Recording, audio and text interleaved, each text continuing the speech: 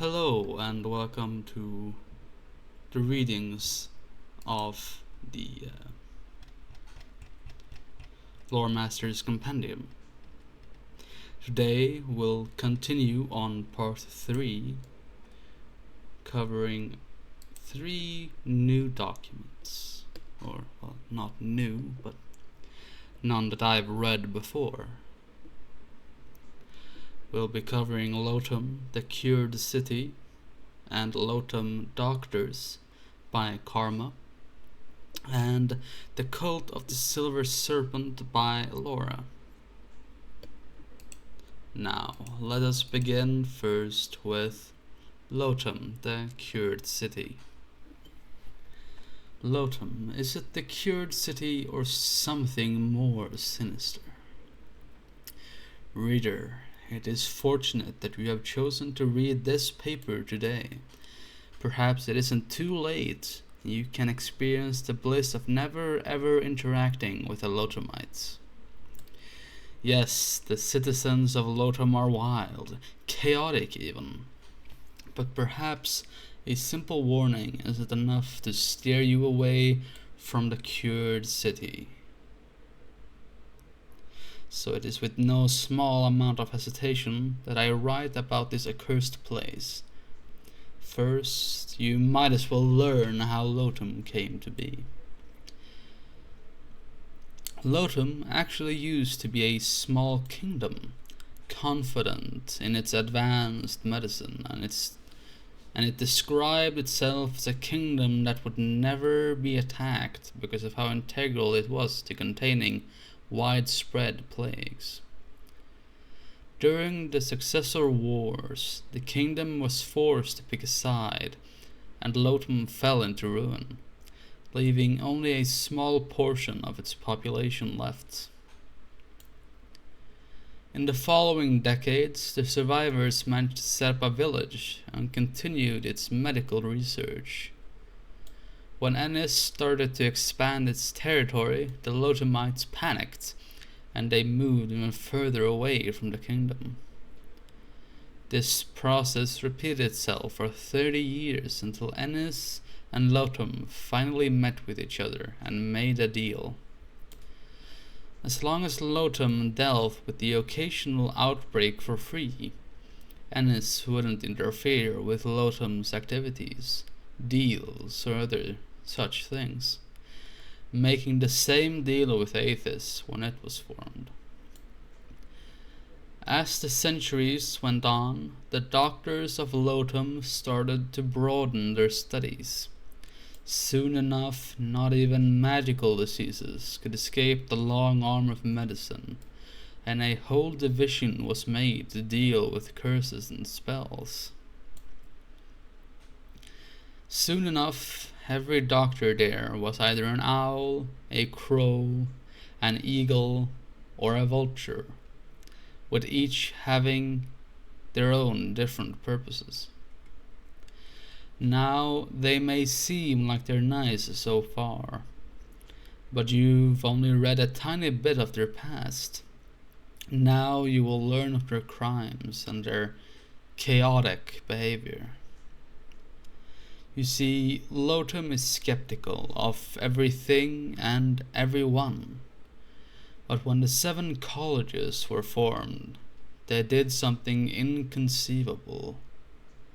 They rejected every gift the colleges gave, refused to share the recipes for their life-saving medicine, and even declared that they would never allow a member of the colleges to set foot in Lotum.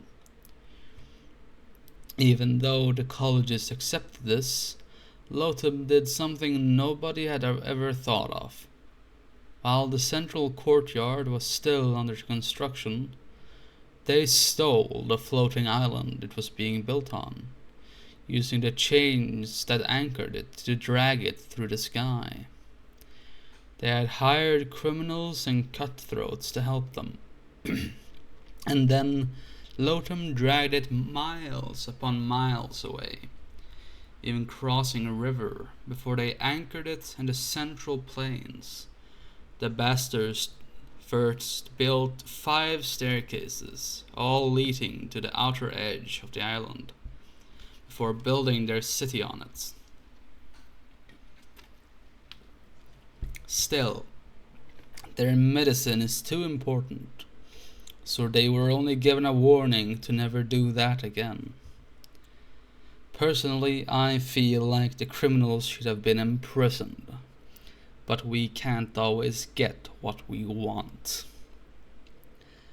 Speaking of medicine, their partners are questionable at best.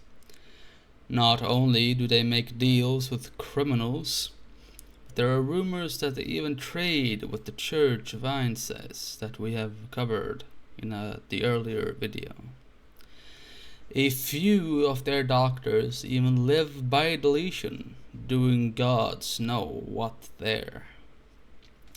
I could go on and on about these scoundrels, but there is only so much space on a piece of parchment. Just know this, dear reader. If you see a traveling doctor with an iron medal pinned to their clothes, avoid them at all costs and never look back unless you are truly desperate. Stay safe, my friends. Quite chilling, I dare so say. Now we will move on to the types of doctors of Lotum. There are 4 different types of doctors in Lotum, and each of them serve a different purpose. And each of them are equally important, or else many would have died from sickness and plague. Each type has one doctor that's above the rest, a master at their profession, and they are known as the Cures. These people run the city, and so they only go out to deal with serious matters. Firstly, there are the Owls. Instead of dealing with illnesses like the flu or smallpox, they deal with curses and magical illnesses. Their cure, Arya Uvil, has the amazing ability to trap curses and even enchantments inside containers. There is no curse or magical illness safe from her. Then there are the Crows. These are your average doctors, dealing with things like sore limbs, the flu, and such. And they are the most common types of doctors from Lotum. Their cure, Julian Atrium, has a dose of medicine for just about everything you can think of, and is great at handling a large number of patients. And if you have a more serious problem, the Eagles might be your solution. Although they demand a mighty high price, these doctors are great at long-term treatments, going as far as setting up camp near their patient's home to make sure they're healing up well. Their cure, Baltin Fripper, knows everything there is to know about human, elven, and dwarven anatomy, and as such is an amazing surgeon. Although he usually works with kings and nobles, he'll treat anyone for the right price, and stay for at least a month to make sure his patient is doing well. And lastly, but certainly not the least, we have the Vultures. These people aren't necessarily doctors, but more so bodyguards. They tend to partner up with other doctors, taking a part of their pay in return for punching the occasional insane patient. If a whole town needs to be quarantined, you will often see a group of vultures patrolling it and making sure people stay inside. Their cure, Fernald Arkham, often accompanies another cure. When he isn't doing that, he's keeping Lotum safe from criminals and bullying people sent from the 7 colleges. Quite an interesting group, these doctors, I do seriously. Now we will move on to the cult of the Silver Serpent. We will start with 2 quotes, one long and one short. In all my years of study, I have never seen such grotesque and terrible magics as among those fools. Between necromancers and demons I have dwelled in my efforts to understand all magic. Between the ruins of Asmordag and Sinplosi I rested and observed wicked doings of necromancers and demons. But I had to recognize as much greater evil lies at home, in the halls of the great schools, in the streets of the grand cities, in the world which we may just claim to understand. There it was, the blackest of magic. From the notebook of the Archmage Asimus and Taron. If the law can bend, the law can break. An adage associated with the cult. Introduction. The arcane arts are varied as they are complicated. Vast lexicons span hundreds of individual observations, filling the bookshelves of the great schools' libraries. And though today they are seen as archaic by most, their importance as the foundation of all laws of magic is in no way forgotten.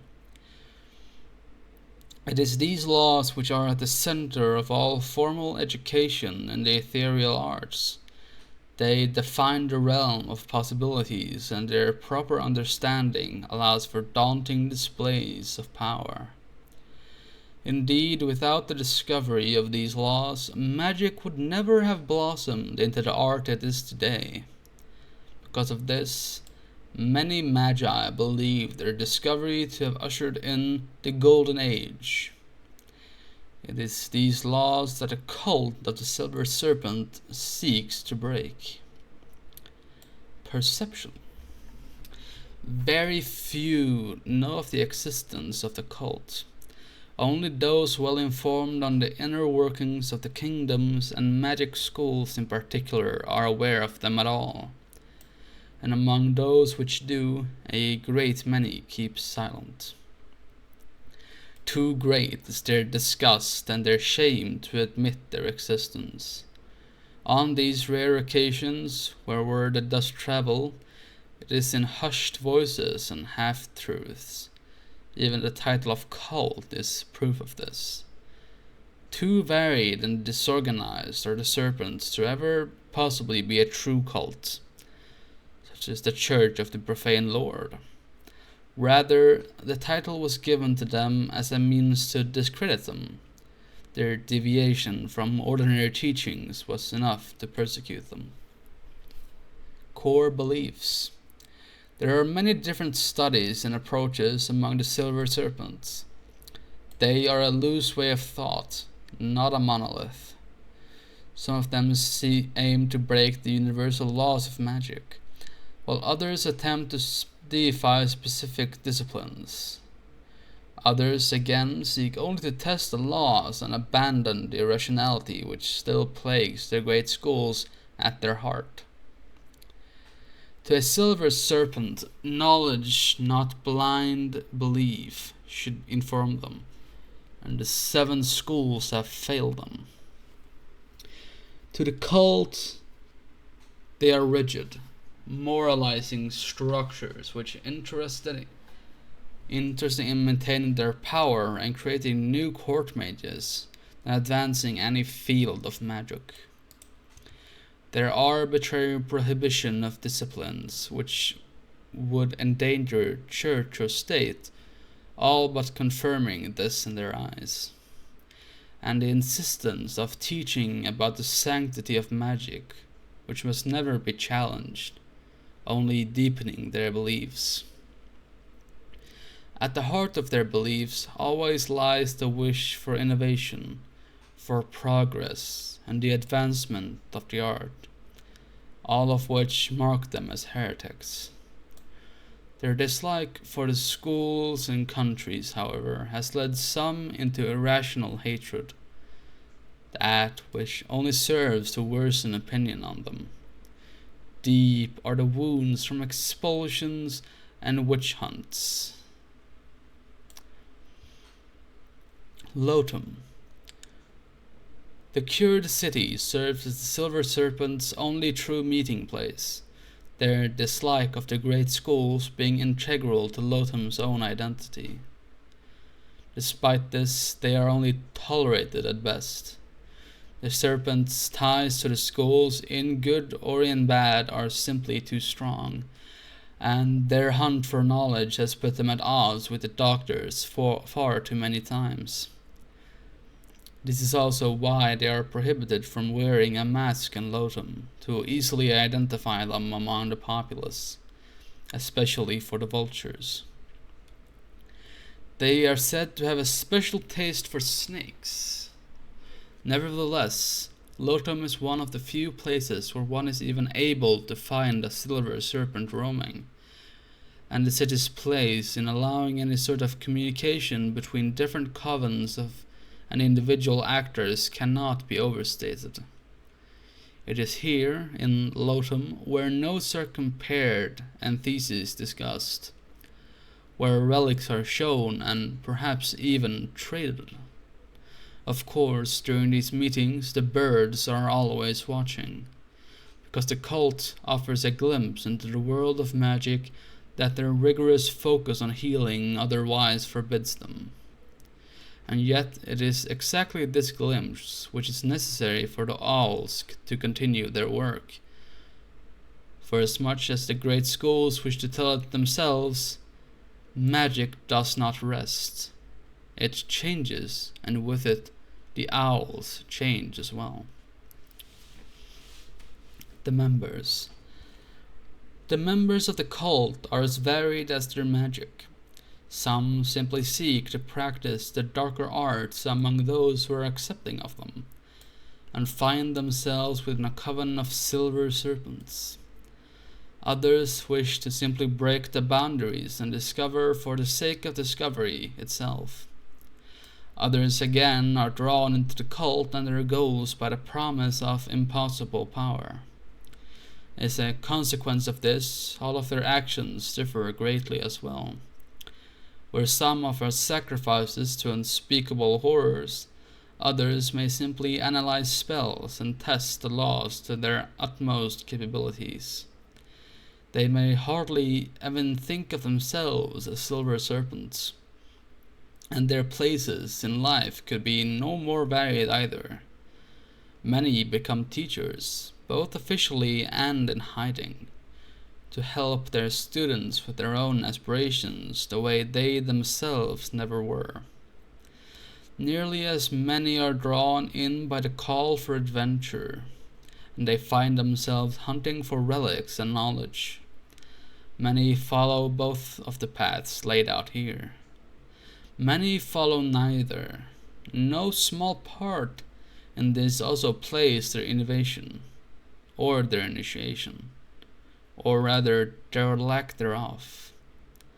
Nothing unifies the silver serpents but their arrogant snake symbol and their loose ideology. And there is no need for initiation either. Anyone who would take up their symbol in good faith has already initiated themselves. And this brings today's reading to a close. Thank you for listening. If you have any questions regarding this lore, feel free to reach out in the various help channels found on the server, such as Ye Old Helpline, and of course character discussion for any discussion around creating characters of maybe Lotum or Silver Serpent descent. That has been all for today. Good day and goodbye.